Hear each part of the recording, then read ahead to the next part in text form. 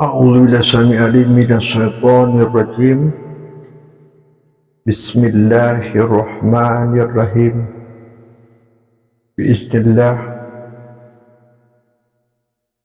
الله السماوات والأرض لله السماوات والأرض له ملك السماوات والأرض والأول والآخر والظاهر والباطن والدنيا والآخرة ولا حول ولا قوة إلا بالله العلي العظيم.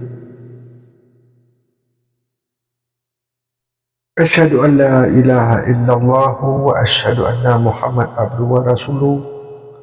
اللهم صل وسلم على سيدنا محمد النبي العظيم. الحمد لله وشكر الله ونعمة الله ولا حول ولا قوة إلا بالله العلي العظيم. Segala puji hanya milik Allah, Tuhan sekalian alam, yang mana pada hari ini kita masih dalam keadaan Islam, iman, tauhid serta marifat. Semoga Allah senantiasa merahmati kita, meridai kita dalam menuju langkah-langkah kembali kepada Allah Subhanahu wa taala. Marilah kita mengulang kaji sebagaimana biasanya. Di sini kami akan membicarakan masalah hakikat usul diri,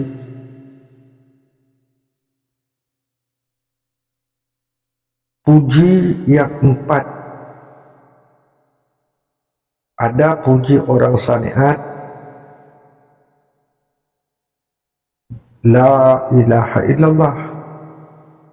Ada puji orang tarikat, hu Allah. Ada puji orang hakikat, Allah Allah, ataupun puji orang tarikat, Allah Allah, atau puji orang hakikat, hu Allah. Puji orang marifat, hayun hayun. Jumlah kalimah 4 macam. Kalimah syariat, la ilaha illallah, artinya tiada Tuhan yang disembah melainkan Allah. Kalimat tauhid, la ilaha illallah, tiada Tuhan, adanya Allah. Kalimat hakikat, la ilaha illallah, tiada dayaku, hanya ada pada kuasa Allah. Sedangkan kalimat makrifat, la ilaha illallah, tiada wujudku, hanya wujud Allah. Jadi bermacam-macam pengertian daripada makna daripada kalimat la ilaha illallah. Diri ada 5 macam. Ada diri terdiri, artinya berdirinya Allah. Diri terjali, artinya nyata Allah. Diri terperi, artinya susah senang diri sendiri, artinya diri yang ada. Diri asli, arti mengenal zat Allah. Nafikan diri kita, ada yang punya diri, artinya diri sendiri, tiada diri yang lain, hanya diri yang ada. Itulah sebenarnya diri hak mutlak, awal dan akhir, yang bernama Allah. Dalam anasir 4, Allah zat, sifat, asma, af'al. Muhammad wujud, ilmu, nur, suhud. Adam asalnya api, air, angin, tanah. Hamba budi, tembuni, tuban, darah. Kalimat 5 nabi, misalnya Adam, la ilaha illallah, Adam sufi Allah. Ibrahim, la ilaha illallah, Ibrahim hadilullah. Isa, la ilaha illallah, Isa Allah. Musa, la ilaha illallah, Musa kalamullah. Muhammad, la ilaha illallah, Muhammad dan Rasulullah.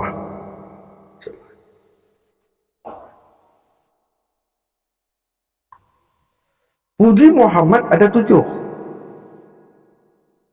La ilaha illallah Muhammad dan Rasulullah. La ilaha illallah Muhammad Rasulullah. La ilaha illallah Muhammad hamba Allah. La ilaha illallah Muhammad sifat Allah. La ilaha illallah Muhammad hak Allah. La ilaha illallah Muhammad zat Allah. La ilaha illallah Muhammad wujud Allah. Jalan mengenal Tuhan ada 4 jalan. Islam, iman, tauhid, makrifat. Islam artinya selamat, sempurna, awal dan akhir. Yang mengenal Allah itulah sebenar Islam. Agama itu pembawaan Islam. Iman artinya percaya pada zat yang ada hakiki, mutlak, yang bernama Allah. Tauhid artinya satu, tiada dua. Hakikat tauhid, ada Tuhan, tiada hamba. Makrifat artinya mengenal diri, menafikan diri yang ada lalu mengadakan atau mengisbatkan diri Tuhan, isbat zat, isbat sifat, isbat asma, isbat af'al illallah. Jalan mati ada 7. Berhenti bernapas, mati namanya, diselubungi, ditutup mayat namanya, dimandikan, Robi al-Ro'in namanya, dibungkus, sifat namanya, disambut dalam kubur, Muhammad namanya, dimiringkan dalam kubur, Allah namanya, ditimbulkan dengan tanah, rahmatullah namanya. Dalam hakikat mengenal Tuhan, misalnya alif zat kuasa, lam awal sifat menerima kuasa, lam akhir asma menjalan kuasa, ha apal menyatakan kuasa. Hakikat 5 nabi pada diri kita, misalnya Nabi Adam jasad kita, Nabi Ibrahim hati kita, Nabi Isa roh kita, Nabi Musa mulut kita, Nabi Muhammad rupa kita. Imam pada diri kita, Imam Syafi'i perbuatan kita, Imam Hambali kata-kata kita, Imam Hanafi niat hati kita, Imam Maliki tujuan kita, malaikat pada diri kita, Jibril menyampaikan, Mikael menghidupkan, Israfil sekali mati 2 kali hidup, Israel tiap-tiap hidup mati. Martabat diri ada 7. Diri ditakluki oleh hati, hati ditakluki oleh jiwa, jiwa ditakluki oleh rahsia, rahsia ditakluki oleh sifat, sifat ditakluki oleh zat, zat ditakluki oleh Allah, Allah ditakluki oleh hamba atau diri. Tak tujuh dalam sembahyang, berdiri betul kepala kita, takbir mata kita sedekap, telinga kita ruku, mulut kita tahiyat, badan kita sujud, tangan kita salam, kaki kita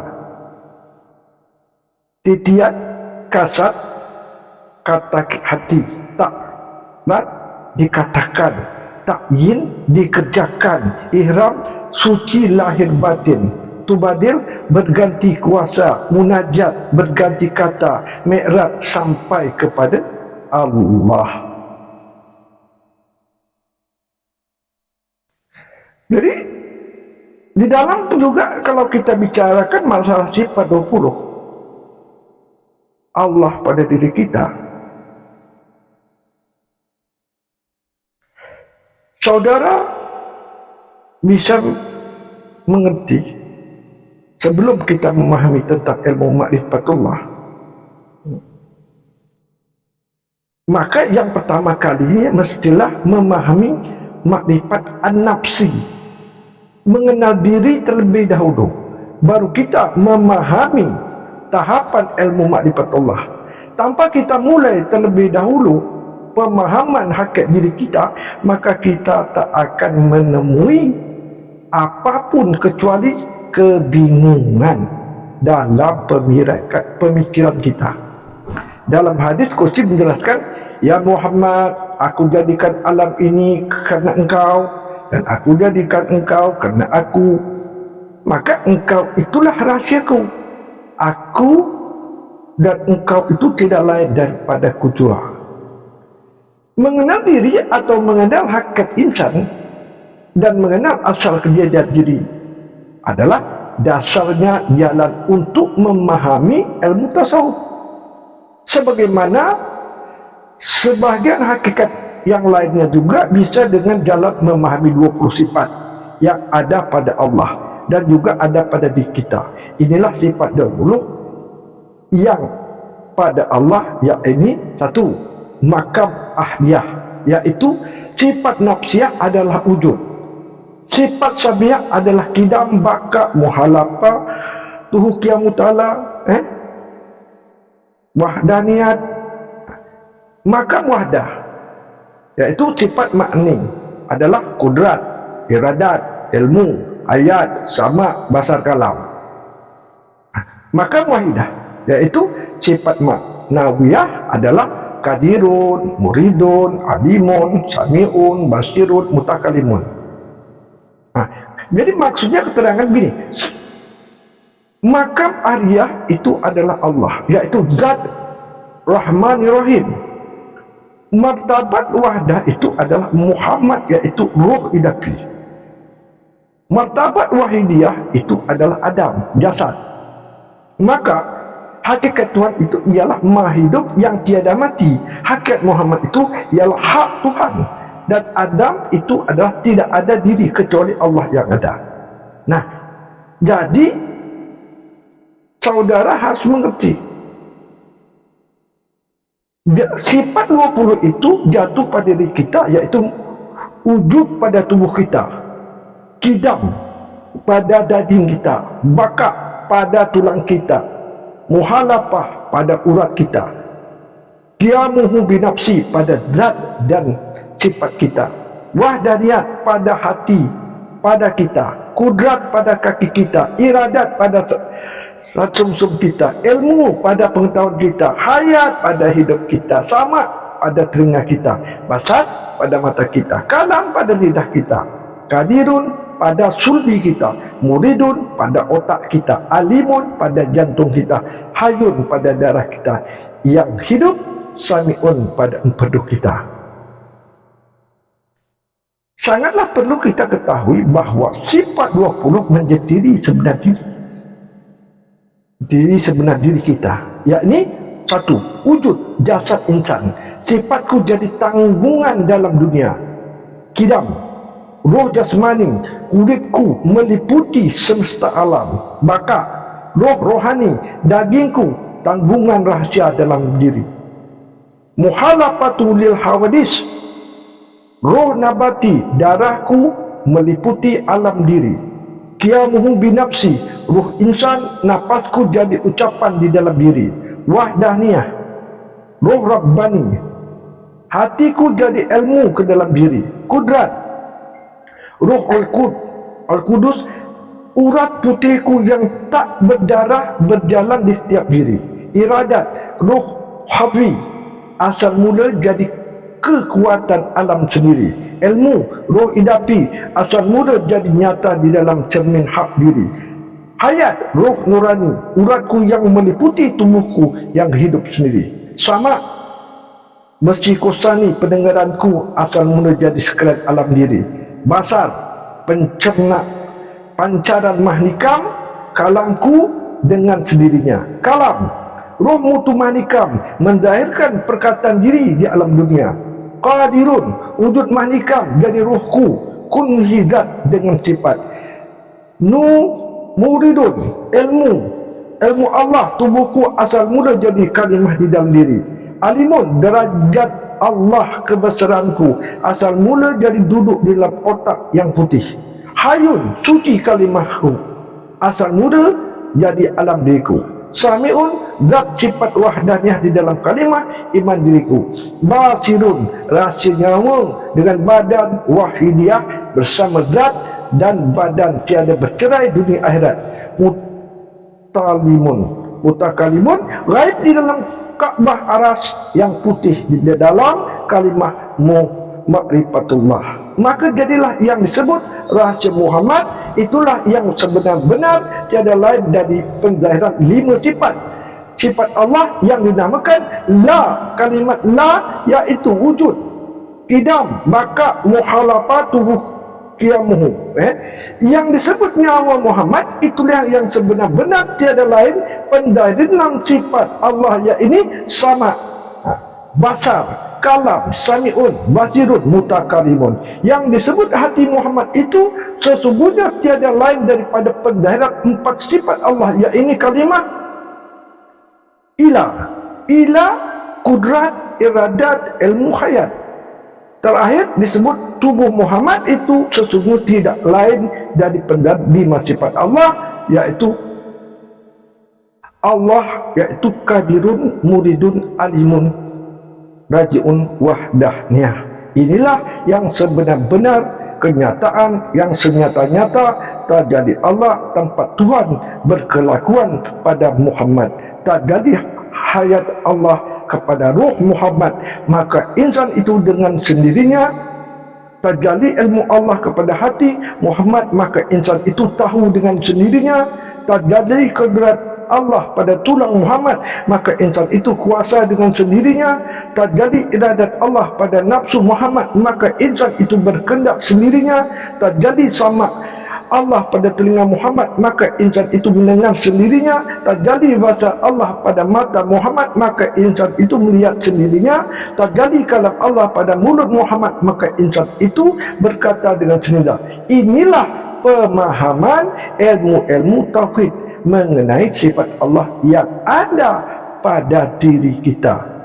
Semoga kita pemahaman ilmu tasawuf ini dapat membuka mata hati kita semakin sadar dan kembali kepadanya penuh keredaan.